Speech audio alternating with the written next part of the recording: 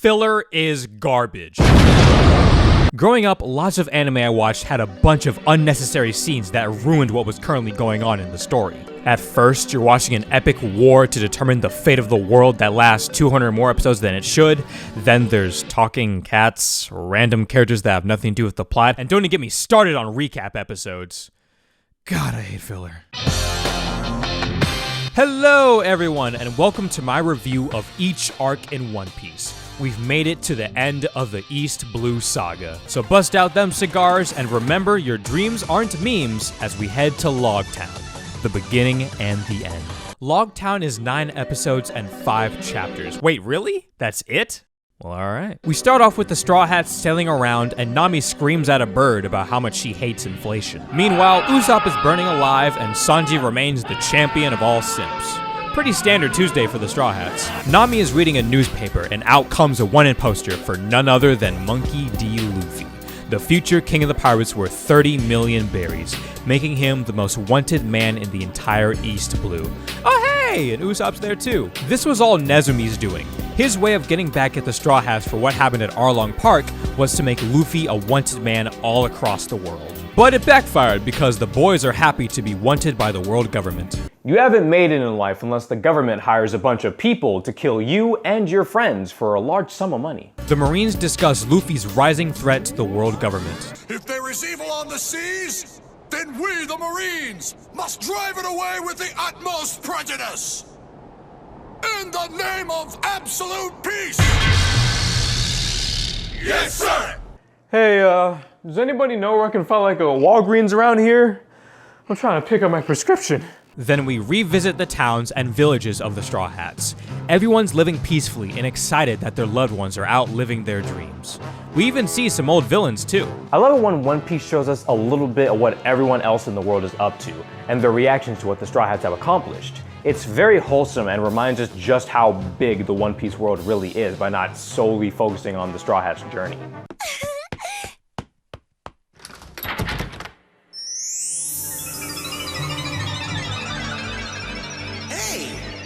Smoke 'em. Sword has been eliminated, ma'am. Nothing to worry about. Go back to your business. Speaking of people, freaking Hawkeye Mihawk goes to an island to visit an old friend about Luffy's wanted poster. And it's fucking Shanks of all people. What the fuck? These pants used to be white before I watched this. The Straw Hats are eating some grub, and Nami asks Luffy what he thinks happened to Buggy. And speak of the devil, we leave the Straw Hats for a bit to follow our short king, Buggy the Clown, on his journey to reclaim his missing parts and crew to exact his revenge on Luffy.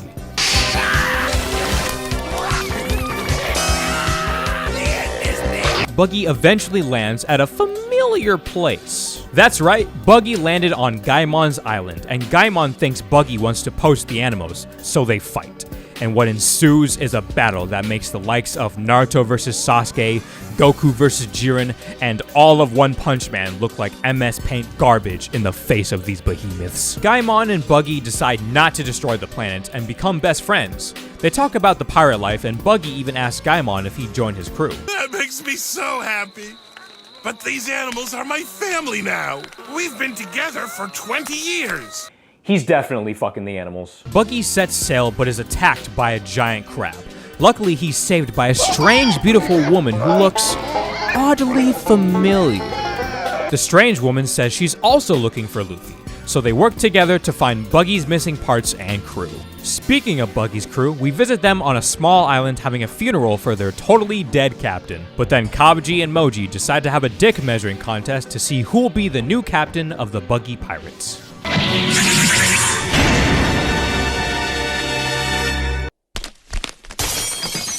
In Fire Emblem, they have a weapon triangle to determine which weapon works best on which enemy. Swords beat axes, axes beat lances, and lances beat swords.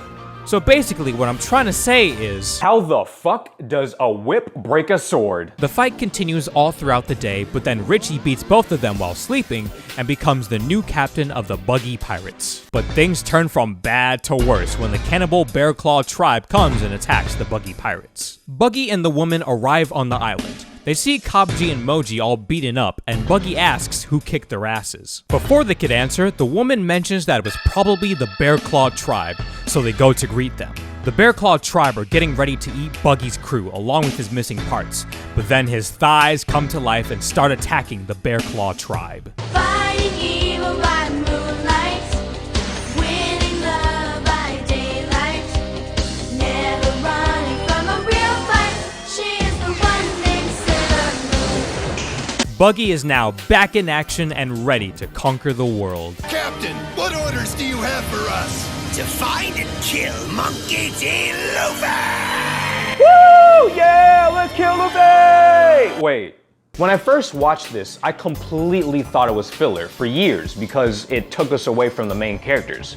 But apparently, Buggy's adventure is actually canon. In the manga, Oda does these things called cover pages at the beginning of a chapter. They show a random character from the series in some funny or wholesome what-if scenario. But he also does this thing called cover stories, where the beginning of each chapter shows a certain character going on a small little adventure. These are actually canon to the story because a lot of these characters make a return, and the cover stories are supposed to show us how they got to that point, which is really cool and once again expands the world by giving us a small glimpse into the lives of all these characters besides our main cast. Anyways, Luffy and the crew find Loguetown, and Nami tells Luffy that Loguetown is the city where Gold Roger was both born and executed, making it known as the city of the beginning and the end, for pirates moving from the peaceful East Blue to the dangerous Grand Line. The Straw Hats land and go on their separate adventures. Nami goes shopping, Sanji is simping, and Usopp's looking for supplies. Well, I'm gonna find out where they kill people.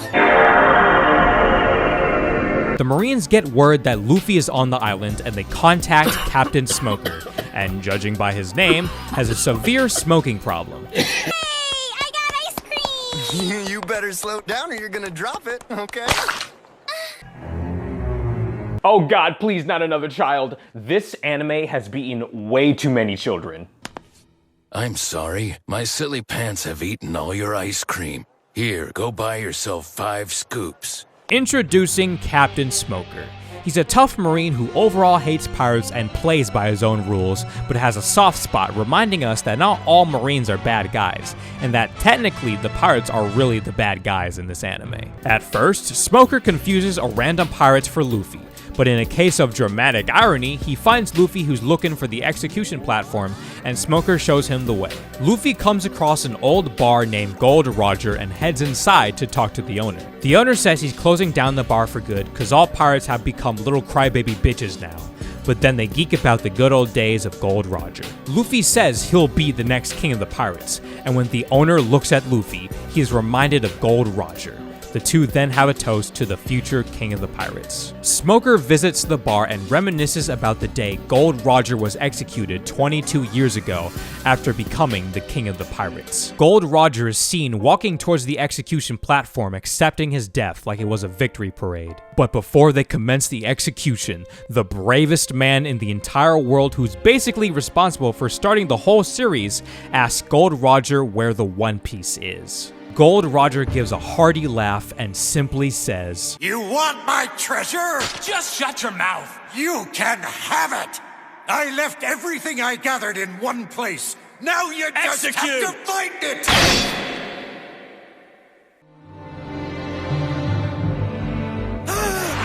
And with those final words, Gold Roger, the king of the pirates, dies with a smile on his face, and everyone celebrates. Wait, I'm confused.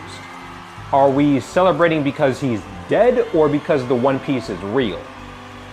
I'm kind of getting mixed signals here. Back to the present, Smoker realizes that the kid with the straw hat was Monkey D. Luffy, so he heads over to the execution platform. Meanwhile, Zoro is out looking for new swords and realizes deep inside how cringy this is. He hears some commotion and spots 2 pirates yelling at some girl. They attack, but she easily takes them down, but pulls a Velma and drops her glasses. Zoro picks up the glasses, but when he sees the girl, she looks exactly like Kuina. Naturally, he breaks the glasses cause nerds need to learn their place. She gets mad and takes Zoro back to Marine headquarters to pay off his debt with no knowledge of who he actually is. That's right, her name is Tashigi and she's the Master Chief Petty Officer of the Marines. I don't know what that means either. Speaking of rankings, the Marines have a total of 19 different ranks. At the bottom is Chore Boy for people who just enlisted like Kobe. Tashigi is ranked 12th in the Marines, and Smoker is ranked 6th with the title of Captain. Back to Luffy, he found the execution platform and decides to climb on it because he's brain dead, but the local bully, Captain Smoker, tells him that if he wants to enter the Grand Line, he has to beat Smoker, who ironically wants all the smoke. Smoker easily takes down Luffy, who then pulls a Team Rocket blasting off somewhere into Loguetown. While Zoro cleans with 3 mops, he gets ambushed by a few Marines and then leaves. He goes back to the sword shop and asks the swordsmith if he could buy 2 swords for about 10 bucks. Before the swordsmith kicks Zoro out, he notices his Wado Ichimonji and starts moaning like a horny monkey because he's so excited about holding a legendary sword. The swordsmith tries to buy the sword off Zoro, but Tashigi comes to the shop and talks about the sword's true value. In One Piece, swords have ranks, cause why the fuck not? At the bottom are grade swords with an unknown number of them. There's 50 skillful grade swords, 21 great grade swords, and 12 supreme grade swords, the highest rank. Hawkeye's Black Blade is a supreme grade, and Zoro's Wado Ichimonji is a great grade that could be sold for 10 million berries. Cool. Who fucking cares?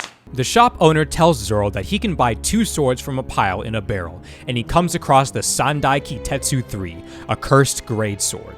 All who have used it have died tragic deaths. Of course, Zoro gets off to that edgy shit and decides to test his luck with the sword.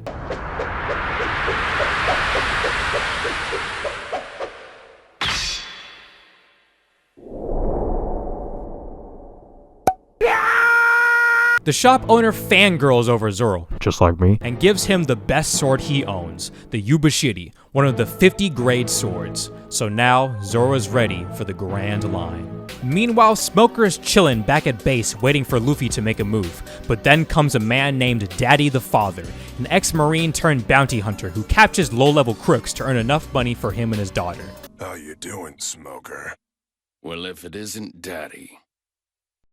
Back to the lovable Usopp, he's out shopping and finds some neat goggles that could help him get more kills in COD, but he can't find his wallet, and then a girl comes in and immediately buys the goggles. Usopp starts screaming at the young girl, saying how he's a dangerous pirate worth 30 million berries. Unfortunately for him, she's the daughter of Daddy the Father, who tells him about Usopp's supposed bounty. Daddy, wow, I'm actually gonna say that in this video, sees Usopp in Luffy's wanted poster and says it technically counts, so they have a good old Englishman's duel at the cemetery. Usopp chickens out like a normal person, but Daddy tells Usopp that he knows his father Yasopp, and we get a flashback of their duel back when Daddy was a Marine. Yasopp wins and Daddy tells Yasopp to finish him, but before he can, Yasopp takes Daddy's necklace and sees a picture of his daughter, and decides to spare him because he knows it's important to live for your family despite him leaving his to pursue a life of piracy. After hearing this story, Usopp gets a wave of courage and wants to challenge Daddy again to prove he's a man like his father was.